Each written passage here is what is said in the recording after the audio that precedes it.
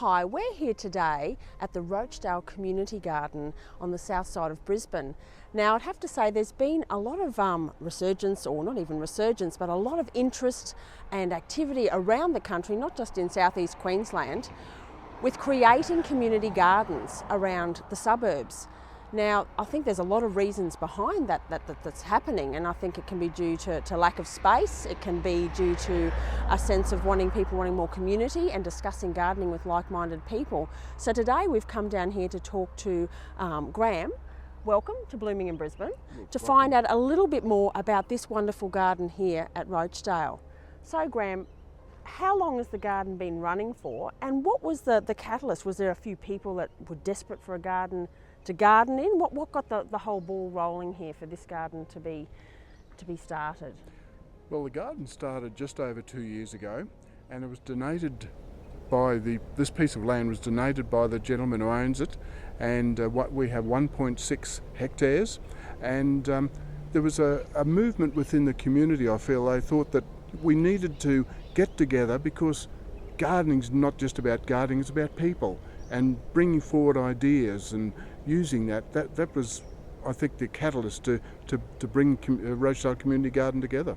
Okay, so the sense of community. And do you think it is possibly because people have a lack of space these days, that they don't have room to grow lots of various types of fruit trees and vegetables? Absolutely. It's we're now in sort of small size allotments, and so there isn't as you say, the capability to grow fruit trees, large fruit trees, that type of thing. People are planting more in pots and that type of thing. So to come down here, you can grow your big fruit trees. You can have extended vegetable gardens so that people can grow a whole variety of vegetables. It's just a great way to enjoy nature's gifts. And I suppose too, when you have this community or a group of people, how many members are actually a part of this garden at the moment? 30 members. Yep. And that changes, but they're from various age groups. We've got young families who bring their children down here, right through to elderly people like myself, who's retired, and this is a great way to spend your retirement, is to get involved with people in gardens, and you learn so much. And that's probably a key word, learning. I suppose some people that might be at home on a small block or even a big block might think, I don't even know where to start. I'd like to have a vegetable garden, and joining a local organic community garden can be a great way to actually find out how to do it and gain knowledge, and like yourself or other people that are older maybe who've been doing it for a while, they can then share that knowledge back. I suppose that's what happens here. You find that there's people here wanting to learn as well. Absolutely. I often recount the tale of having a young child here, showing them the garden, and I said to them, do you know where bananas come from? And they said, yes, supermarket. Mummy goes there every week. And I said, come and have a look at this tree down the back, and I identified a banana tree for them. And this is the opportunity to educate people, not just old people, but people from a young age right through, to tell them what gardening is about. Where your food comes from, and how you can actually grow it yourself. And you probably find with children too, I know, having children myself, is sometimes when you grow it, they're more likely to actually have a go at eating it then, aren't they too? Absolutely. It's incredible to watch children sometimes down here at our working bees on Sunday to pick a little cherry tomato and place it in, and you can see the look of delight on their face, because there's nothing better than a homegrown vegetable. That's fantastic. And so you do offer not only, obviously, I think you've mentioned, what day is it per week everyone comes down? Right. Well, we have our working bees every Sunday. Yep. During the cooler months, we start at 1 o'clock, and during the warmer months, we start at 2 o'clock. And we go for a couple of hours, and then we all get together and have our afternoon cuppa. We all contribute to that, and that's a good opportunity then to sit around and relax and talk about not even gardening this garden, questions, that's right, but our gardens at home, that type of thing. And I have to say, for me, it wasn't all about gardening. I learned how to do paving. Yep. I'd never done that before, building garden beds, that type of thing. and it's just a fantastic thing to do. Okay, and these ones that the allotments that the community garden all work in together are the ones that are around us here at the moment, Yes, the one aren't that they? you can see here, this is the community area, and when people come in, we work, we plant, and then we harvest, and people can take home as much of the harvest as they like and share it with their friends if they want to.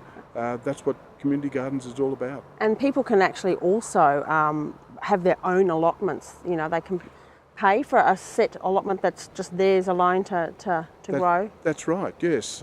They can come in, and if we have allotments available, they're not always available, but when an allotment becomes available, if you want to pay an extra fee, you can have that allotment, grow your own vegetables or whatever you want to grow there. Yep. And you harvest your own. If you want to share it with other people, that's your decision. Okay, fantastic. Well, we might go and have a look at some of these allotments. Sounds and good. some of the other interesting things that Yes. you've got going on here.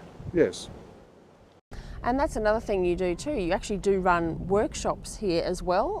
Is it a regular thing that you have various workshops? And where can people find out what you've got happening? Is there a website or Facebook page? That's right. We have our own website. Yep. Rochedale Community Garden, and people can go on there and just click on the workshop page and find out when the next workshop is happening. And we've had workshops here on how to build various types of gardens, like no-dig gardens, wicking beds. How to have your own worm farm for fertilising, and yes, and we've catered for all age groups, from children right through to adults. And you actually have kind of a fair, I suppose, a gardening fair here at in October, is it? Yes, on the Sunday the 19th of October, we're having our fair called Springtime in the Garden. Okay. And there you can come along. Whether you're a member or not, that's open to the public as well? Absolutely. Yep. We'd love the public to come along and sample our produce and learn something at the workshops we're going to have. Have a look at all the wonderful garden beds here. They're absolutely, just beautiful. And you'll be entertained by a jazz band. Oh, great. And there'll be sausage sizzles, coffee, tea under our pergola. So yes, we're looking forward to that, hoping the weather gods will be kind to us. Yeah, well, hopefully they will be. October's usually a pretty good month for those sorts of things. So workshops, you've got gardening groups, you've got community plots, you've got personalised allotments, chooks, native bees. What other features have you got on site that make it more easy to come down and garden? I've noticed you've got a rainwater tank, you've had some wonderful funding from the local government, composting toilet. What else is there? Is there anything I've missed that you've got here? No, I think we've virtually covered it all. We're going to get an additional rainwater tank. And you've actually got a really good composting area too, don't you? That's right. Now we started off with just composting bays, but now we're getting a couple of compost tumblers made as well. And so that'll make it easier to turn the compost. Yeah, I mean, creating your own fertiliser for the gardens on site. That's a wonderful way to recycle all the waste and so forth that you might have here. So what does the future hold for the Rochedale Community Garden? Are there some projects on the drawing board that are coming up, or? Well, we have our meetings on a monthly basis, and we sit around and discuss what we're going to do, when we're going to do it, that type of thing. But we would just like to increase our membership. Yep. We think there's a need in our local community for people to get involved, because there's housing developments going on around Rochedale where people probably live in very small areas, and so we'd love them to come down and get involved and find out that you're actually here. And that's right. Yes.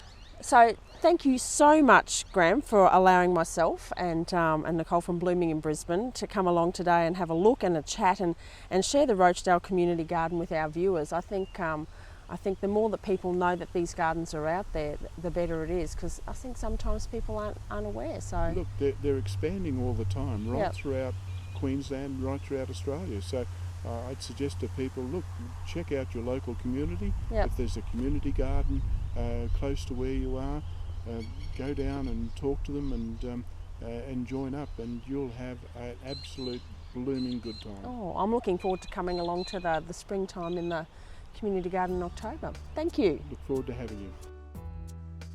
Well, I hope you enjoyed this evening's episode of Blooming in Brisbane, and for more information on Blooming in Brisbane, our local gardening TV show, visit us on Facebook, Blooming in Brisbane. And I'd like to thank our sponsors, Queensland Organics and Plants Plus.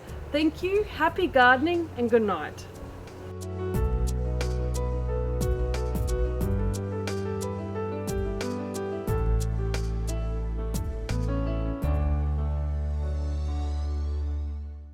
Queensland Organics has been manufacturing a range of high quality organic and organic-based fertilisers since 1995. I use Organic Extra exclusively through my entire garden.